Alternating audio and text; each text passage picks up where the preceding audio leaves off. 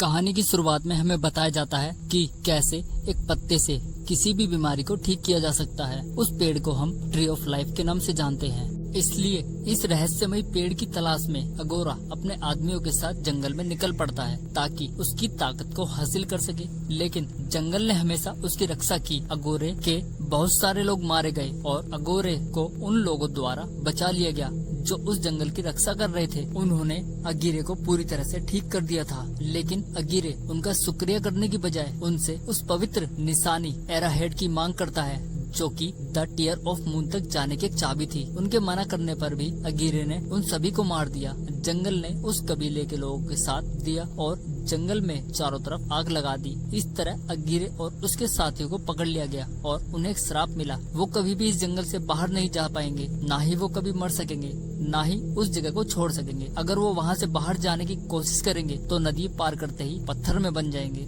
इस घटना के 2 साल बाद हम मिक ग्रेगर को देखते हैं जो कि ट्री ऑफ द मून पर लोगों को ज्ञान बांट रहे होते हैं। वो बताते हैं ट्री ऑफ द मून आधुनिक दवाइयों को पूरी तरह से बदल सकता है और उन दवाइयों से लोगों को बहुत फायदा होगा। लिली नजर बचाकर वहाँ तक पहुँच जाती है जहाँ पर टीयर ऑफ द मून तक पहुँचने की चाबी रखी थी। लिली को वहाँ एक बॉक्स मिलता है। जब लिली उस बॉक्स को खोलती है तो उसमें टीयर ऑफ द मून की चाबी मिल जाती है और उस चाबी को लेकर लिली वहाँ से निकल ही रही होती है कि वहाँ पर प्रिंस आ जाते हैं जो कि लिली को चाबी ले जाते हुए देख लेते हैं। लिली वहाँ से भागने की कोशिश में उस बिल्डिंग से नीचे लटक जाती है। प्रिंस लिली को बॉक्स वापस करने के लिए कहता है। अगर वो वापस नहीं करेगी तो प्रिंस लिली को नीचे गिरा देगा। डर कर वो बॉक्स लिली प्रिंस को वापस दे देती है और वहाँ से बचकर निकल जाती है। लेकिन जब प्रिंस उस बॉक्स को खोलता है तो उसे उसमें चाबी नहीं मिलती। वो लिली अपने साथ ही ले गई थी।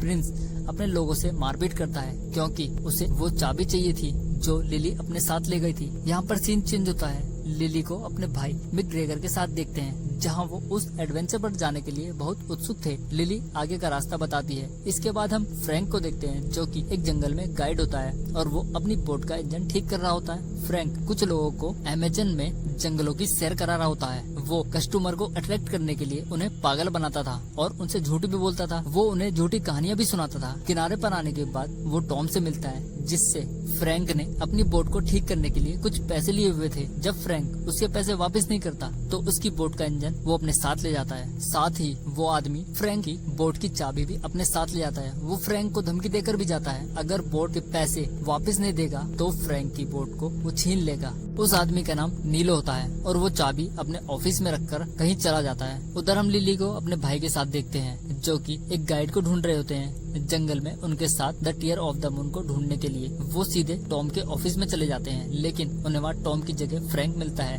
वो बोट की चाबी चुराने आया था। वो लिली को वहाँ ले जाने के लिए तैयार भी हो जाता है। वो लिली से कहता है मेरे दराज की चाबी खो गई है जिसमें मेरी बोट की चाबी है। लिली उस डोर को खोल देती है और उसकी बोट की चाबी उसे वापस दे देती है।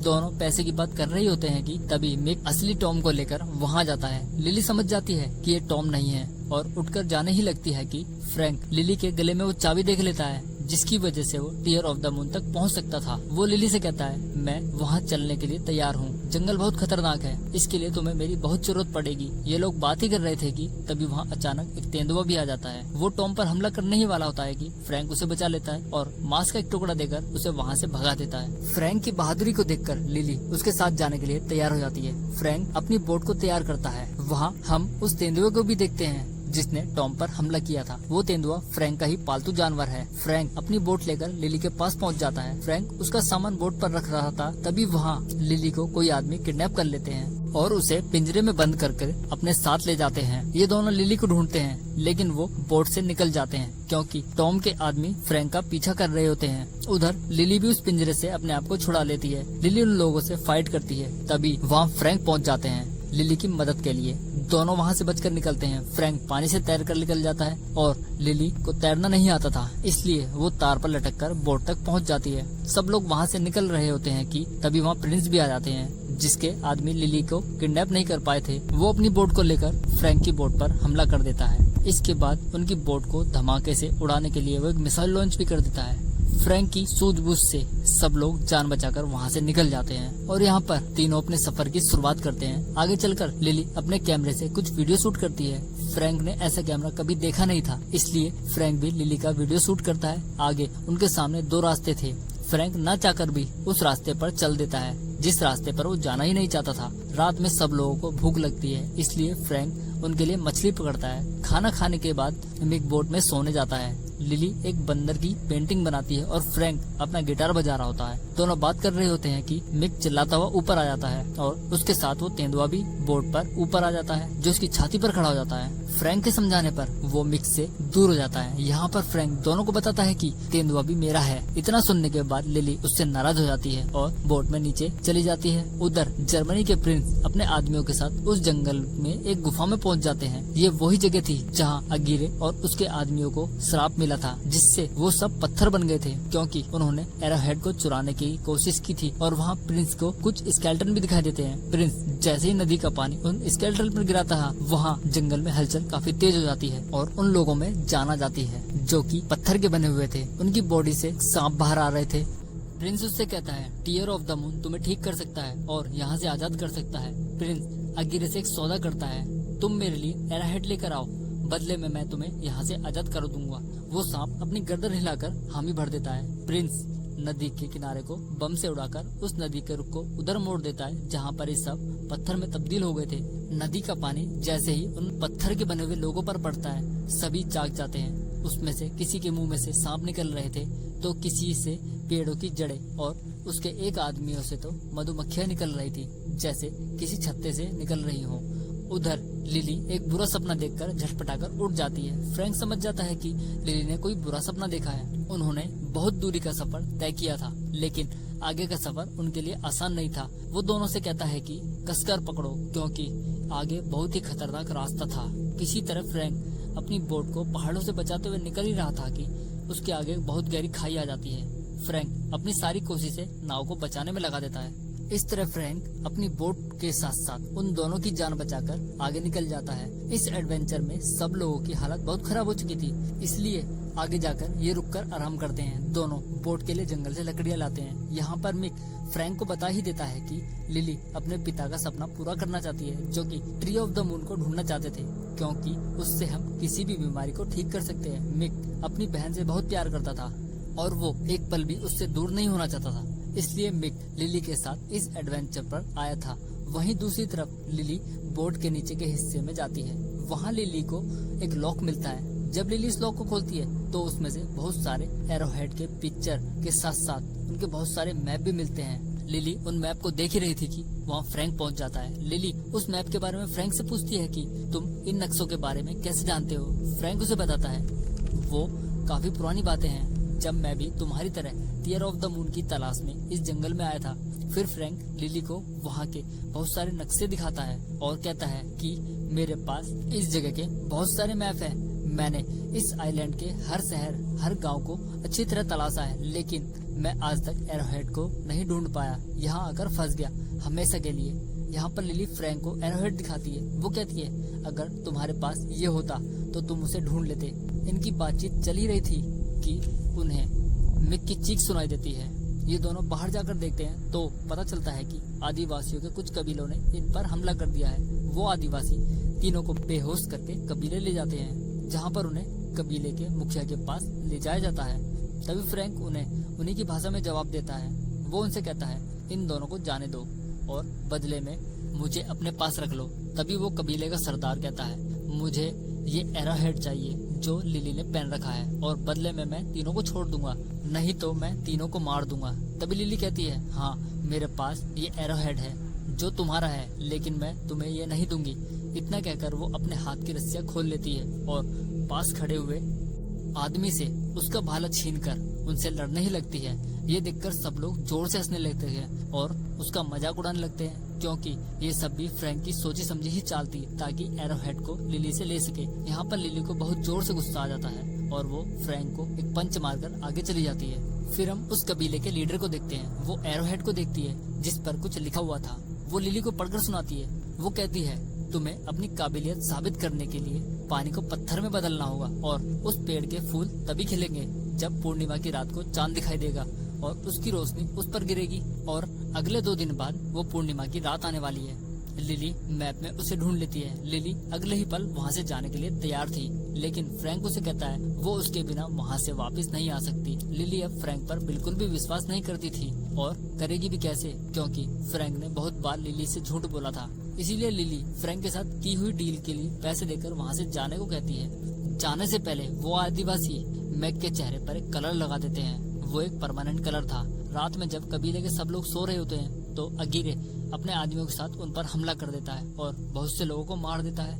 वो लोग बहुत ही भयानक थे। तभी अगीरे का एक आदमी वो एरोहेड लिली से छीनकर अगीरे को दे देता है। फ्रैंक उस एरोहेड को अगीरे से छीनने की कोशिश करता है। इस लड़ाई में अगीरे फ्रैंक की छाती में एक तलवार आर पार कर देता है, लेकिन फ्रैंक एरोहेड छीनकर लिली को दे देता है और फ्रैंक नीचे की नदी में जाकर गिरता है। लिली वहाँ से अपने भाई के साथ निकलने की कोशिश करती है। तभी उस कबीले का सरदार लिली को बताती है कि तुम्हें अगीरे से बचने के लिए नदी से दूर जाना होगा।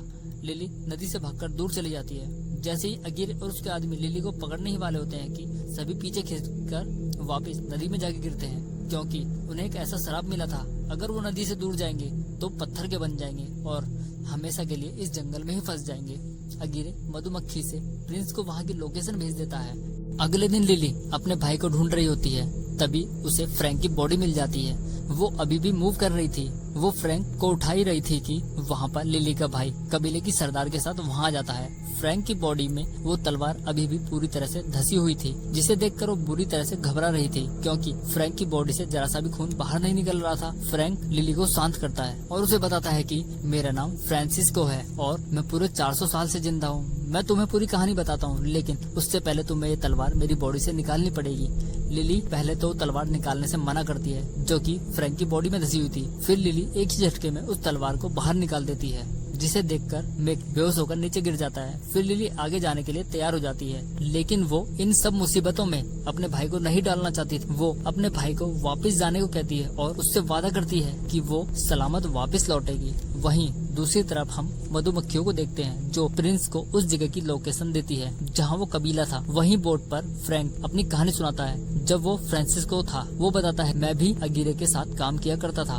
उन दिनों अगीरे की बेटी आना बहुत बीमार हो गई थी। उसकी बेटी उसके लिए सब कुछ थी। उसने कसम खाई थी कि वो कभी भी उसे नहीं खोएगा। हमने वो सब कुछ किया अगीरे की बेटी को बचाने के लिए, टीयर ऑफ द मून को पाने के लिए, जो हमारे बस में था। यहाँ तक कि हमने अमेज़न को पूरी तरह से खंगाल दिया, लेकिन हमें वो कहीं भी नहीं मिला और एक एक करके हमारे सारे साथी मारे गए। लेकिन अगीरे वापस नहीं आया, इस उम्मीद में कि एक ना एक दिन वो टीयर ऑफ द मून को ढूंढ ही लेगा। फिर जंगल में वो हुआ जिसकी उन्हें कभी उम्मीद ही नहीं थी। सभी लोगों को कबीले के लोगों ने बचा लिया। टीयर ऑफ द मून से उस पेड़ में असल में शक्ति थी, जिसकी कबीले के मुखिया और उसकी बेटी को जानकारी थी। उन पत्तों की वजह से हम लोग बच गए और दोबारा जिंदा हो गए। अगीरे बहुत खुश था, क्योंकि उसकी मंजिल बहुत करीब थी। इसलिए अगीरे ने मांग की एरोहेड की और उस पेड़ तक ले जाने की, लेकिन मुखिया ने मना कर दिया। उसने कबीले के सभी लोगों को मार दिया, उसकी बस्ती को आग लगा दी। मैं अगीरे के बहुत करीब था, लेकिन मैंने उसकी कभी मदद नहीं की। मरते हुए कबीले के सरदार ने हम सबको एक श्राप दिया कि हम नदी के किनारे से कभी भी दूर नहीं निकल पाएंगे। इसलिए इस जंगल ने हमें हमेशा के लिए यहाँ कैद कर दिया, अनंत काल तक। अगीरे मुझसे नफरत करने लगा। मैंने उसे धोखा दिया था। उसने मुझे ढूंढकर मुझसे लड़ाई भी लड़ी, लेकिन मुझे कभी चोट नहीं पहुँचा पाया। अगीरे से बचने के लिए मैंने उन्हें एक गुफा में कैद कर दिया, जहां वो नदी के पानी से दूर थे और जंगल ने उन्हें पत्थर का बना दिया था। मुझे नहीं पता कैसे मैं उस श्राप से मुक्त हुआ। बस इसी वजह से मैंने टीयर ऑफ द मून को ढूंढना शुरू कर दिया, लेकिन आज तक मैं उसे ढूंढ नहीं पाया हूँ। फिर से हम प्रिंस को देखते हैं। उसने मिक को पकड़ लिया था और उससे उस नक्शे के बारे में भी पूछ लेता है, जहाँ पर लिली फ्रैंक के साथ गई थी। लिली फ्रैंक के साथ एक जगह पहुँच जाती है। वहाँ केवल झरना ही था, लेकिन जब फ्रैंक पानी के नीचे जाकर देखता है तो पुराने समय के बनाए गए कुछ चीजों को देखता है, जिसके लिए उसकी लिली की जरूरत थी। फ्रैंक वापस आकर लिली को चलने के लिए कहता है, लेकिन लिली को तैरना नहीं आता था। फिर फ्रैंक उसे भरोसा दिलाकर अपने साथ ले ही जाता है। जब लिली वहाँ जाकर अंदर देखती है तो किसी चीज पर उसका पैर रख जाता है और वो उस जगह फंस जाती है, जिसे देख लिली घबरा जाती है। फ्रैंक उसे समझाता है और जाने लगता है। तभी फ्रैंक पर पिराना मछली हमला कर देती है, लेकिन उनसे फ्रैंक बच जाता है। तभी लिली वहाँ रखे पत्थर को जोर से खींच देती है और झरने का पानी जो नदी में जा रहा था वो बंद हो जाता है। लेकिन लिली पानी में बहुत देर से थी, इसी वजह से वो बेहोश हो गई थी और देखते ही देखते नीचे का पानी सारा सूख गया था। पानी के नीचे से सारा शहर बाहर आ जाता है जिसे ये लोग ढूंढने आए थे। लिली फ्रैंक से कहती है, अब तुम मुक्त हो सकते हो, दुनिया घूम सकते हो, अगर तुम चाहो तो मैं तुम्हारी हमसफर बन सकती हूँ। लेकिन फ्रैंक उसे कहता है, ये सब करने में मजा तो बहुत आएगा, लेकिन मैंने सोच लिया है कि यहाँ के बाद मेरे लिए कोई दुनिया नहीं है, मैं यहीं रहना चाहता हूँ। ये सुनकर लिली फ्रैंक पर भड़क जाती है, क्योंकि लिली कहीं न कहीं फ्रैंक को पसंद करने लगी थी और उससे नाराज होकर वहाँ से जाने लगती है। तभी वहाँ प्रिंस भी लिली के भाई के साथ आ जाता है और वो मिक को मारने की धमकी देकर लिली से वो एरोहेड ले लेता है। अब प्रिंस और उसके सभी लोग फ्रैंक की बोट पर आगे बढ़ते हैं। ऐसा लग रहा था कि वो किसी अंधेरी दुनिया में आ गए हों। वहाँ पर बहुत बड़ा एक सूखा पेड़ था और उस पर चांद की रोशनी भी पड़ रही थी। प्रिंस लिली से कहता है कि तुम टीयर ऑफ द मून के बारे में बहुत कुछ जानती हो, तुम्हें पता होगा कि इसे कैसे ब्लूम करना है, अगर तुमने नहीं किया तो मैं तुम्हें मार दूंगा।